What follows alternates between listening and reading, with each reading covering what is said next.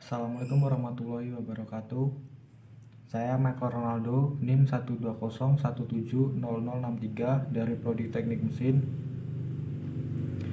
TPB 31 akan menjelaskan program C++ tugas besar PKS 2. Apa yang membuat saya memilih untuk membuat program C++ yang bertemakan materi tekanan hidrostatis untuk fisika adalah dan operasi matrik untuk matematika dasar adalah karena keduanya dapat digunakan aplikasi perulangan dan arai dan percabangan.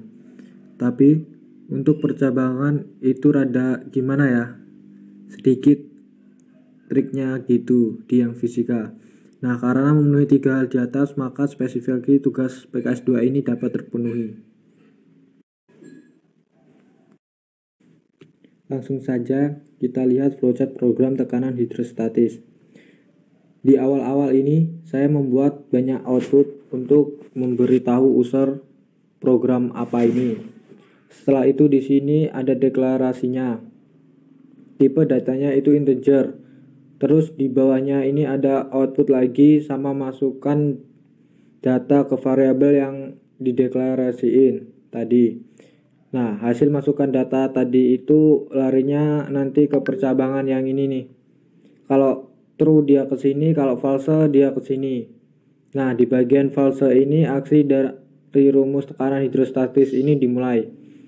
Ini nih ada deklarasi variabel array-nya. Ada 4 variabel array. 1 untuk hasil dan 3 lainnya untuk buat rumus-rumusnya.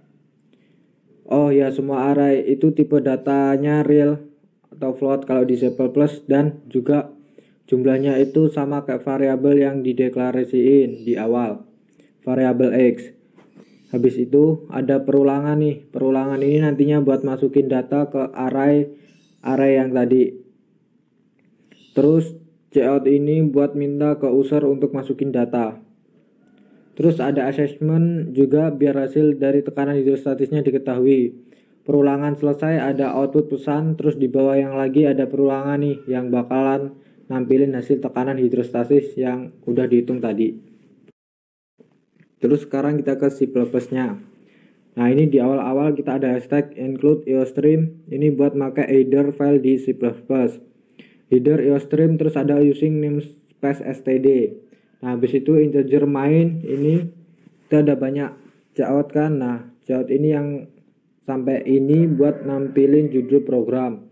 Habis itu cout yang ini kan ada n 2 kali kan. Nah, itu buat ngasih jarak. Habis itu di baris bawah ini ada inisialisasi variabel X, tipe datanya integer. Habis itu ada cout buat ngasih tahu ke user untuk memasukkan nilai yang ditampung ke X tadi pakai cin ini nih. Di bawah ini itu ada percabangan kan. Nah, percabangan itu semisal ada user yang inputin bilangan dari 0 ke bawah, maka dia nanti keluar cout yang ini sama return ini itu buat berhenti. Masa jumlah percobaan di input 0 apalagi 1, agaknya gimana gitu. Nah, di bawah ini ada inisialisasi 4 arah yang tipe datanya float, sama kayak yang di flowchart tadi. Nah, itu buat nampung nilai-nilai yang akan kita masukkan ke rumus nanti. Semuanya ukurannya ngikut yang X untuk arraynya. Habis itu ada perulangan dari I sampai kurang dari X. Nah, di dalamnya nih kan ada cout, cin kan. Nah, itu cout yang pertama ini buat nampilin kita lagi nginputin buat percobaan ke berapa gitu. Terus di bawah-bawah ini buat masukin nilai-nilai sesuai di rumus.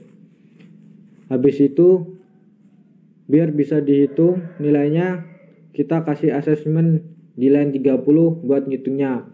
Nah, assessment itu ditampung di array P dengan indeks I. Jadi kalau I-nya 0 maka indeks 0-nya, kalau 1 ya 1. Nah, habis itu ada cout buat ngasih tahu ke user kalau letak hasil perhitungan tadi itu di sini. Nah, ini ada for kan atau perulangan gitu. Nah, ini isinya itu cout buat nampilin cout sesuai sama percobaan keberapanya gitu. Nah, kita coba programnya.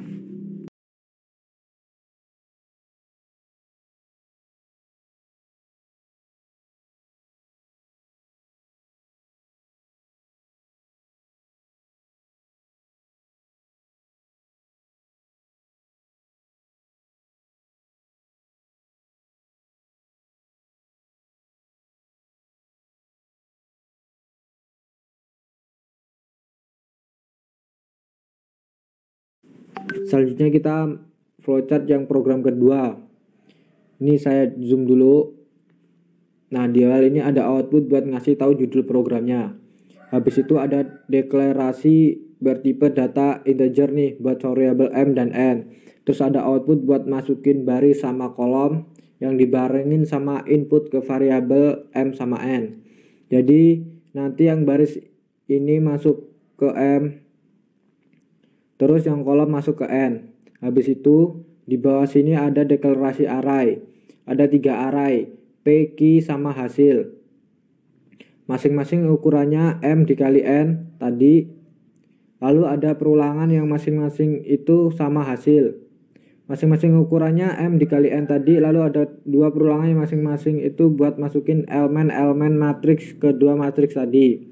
Terus di sini ada banyak output itu buat nampilin menu ke user mau pilih operasi yang mana. Terus pilihannya ditampung di sebelum output ada deklarasi tipe data string buat nampung pilihannya. Terus ada percabangan buat nentuin sesuai sama pilihan user tadi. Nah, di setiap pilihan itu ada perulangan sebanyak 2 kali masing-masing. Nah, perulangan itu dua-duanya buat melakukan operasi sama nampilin hasilnya.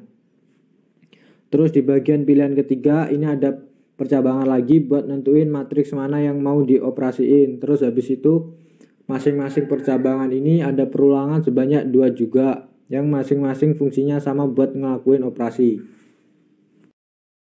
Habis dari fisika kita ke matematika. Sekarang kita operasi matriks. Untuk awal-awal ini juga sama kayak tadi, ada hashtag iostream, terus namespace ini, habis itu di integer main ini juga ada cout yang buat judul programnya, sama cout buat ngasih jarak pakai n. Lalu ada inisialisasi 2 variabel tipenya integer di sini. Ini buat nampung nilai m sama n-nya. Nah, di bawahnya ini ada cout sama cin buat masukin jumlah baris ke kolom ke m sama n. Terus di bawah ini ada lagi inisialisasi tapi dia buat array, ada 3 array yang tipe datanya integer. Ukurannya ini m sama n.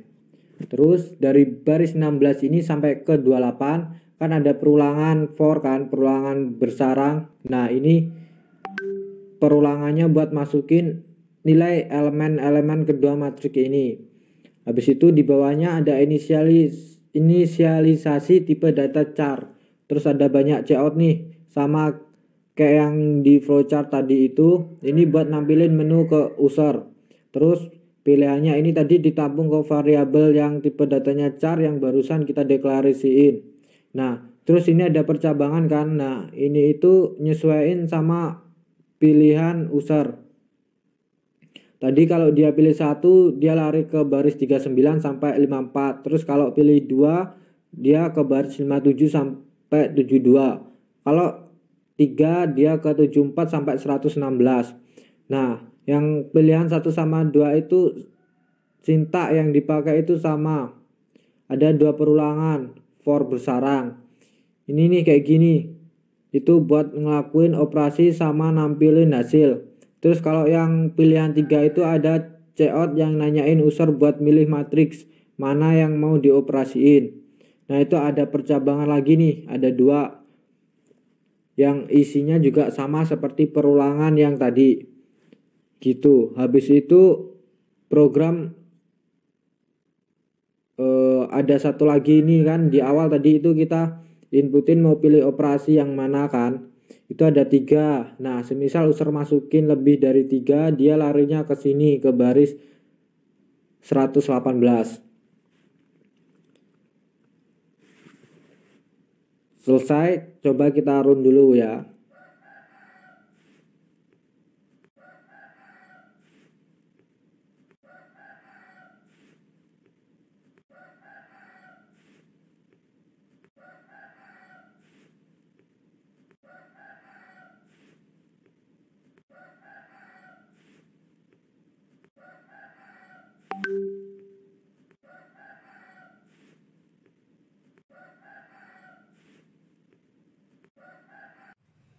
Sekian penjelasan program C++ dari saya akhiri. Wassalamualaikum warahmatullahi wabarakatuh.